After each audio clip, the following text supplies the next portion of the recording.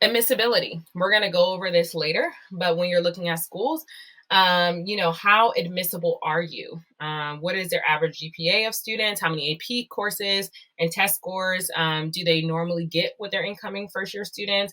What are the average SAT, ACT scores? Is it test optional, especially now with COVID? Is it a holistic review, meaning that they don't put a lot of weight on the testing? All of these things are things that you're going to want to know. You also have open enrollment. Mostly open enrollment is going to be our community college system. So they will take you as long as you show up with your diploma from high school and or a GED, you're accepted. So that's an option for you as well. Rolling admissions. So when we start talking about admissions and deadlines, rolling means you can submit your application anytime. Sometimes they do have some sort of hard deadline, maybe like April 1st, but it's usually much later. But really what rolling admissions means is that their applications review is ongoing.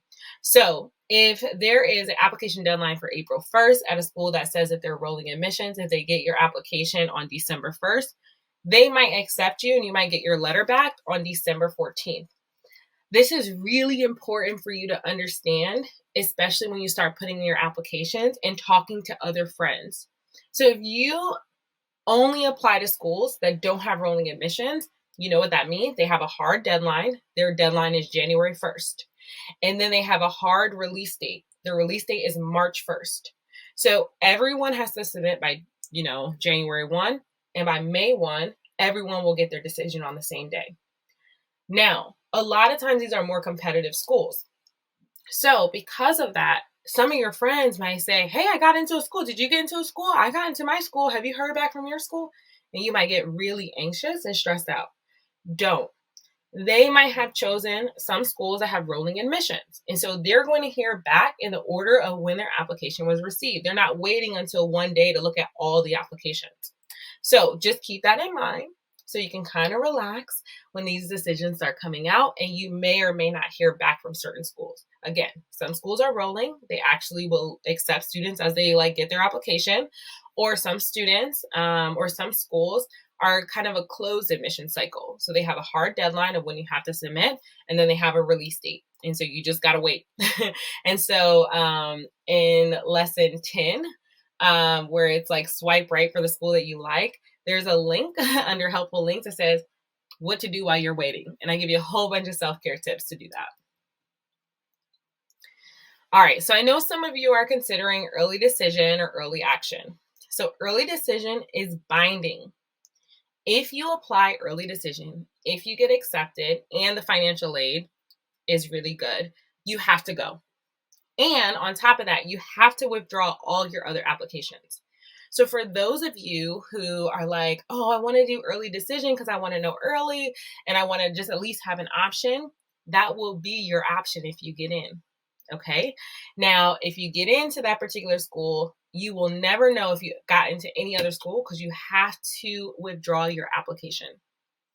Early decision should only be for students who are 100% sure that that is their top choice. Like you have been dreaming about this school. This school has everything that you want and need.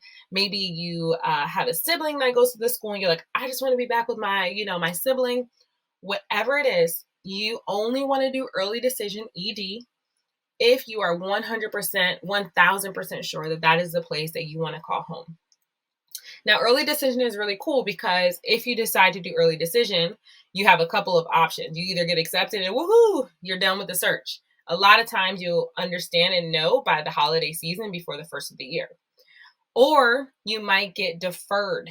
And deferred means that they're going to say, hey, we can't take you right now, but we're going to move you into the next round, the regular decision round. So that's an option too if you just maybe want 2 chances to possibly get in. The third one is that you get denied and then you have to take that particular school off. If you decide to do early decision or early action, which I'll talk about in a second, you should still continue to prepare applications while you're waiting for the decision. Main reason being is a lot of times, like I said, you'll hear back right before the holidays. And so most of the schools' deadlines are going to be around January 1 to January 15th. If you pause on all your applications until you hear back, you're probably going to have between 2 and 4 weeks to finish everything else. I know it might feel like a waste of time, but it's just not wise. And you want to enjoy this process, right? So every time I've advised students who are early decision or early action, I always say, look, we're just going to keep chugging and we're going to keep going because we want to make sure that you're prepared to submit applications if you need to. Early action, very different than early decision. You can apply to a few early action. That's something I should have said about early decision. I apologize. You can only apply to one early decision school. You can apply to multiple early action schools. It's non-binding, meaning if you get in, that's great. And early action is, again, you can keep applying to other places once you learn your fate about that particular school. So this is really, really important when you're thinking about, is this for me or is this not for me? Early action, you still get to understand your decision a little bit earlier, but you have a little bit more flexibility.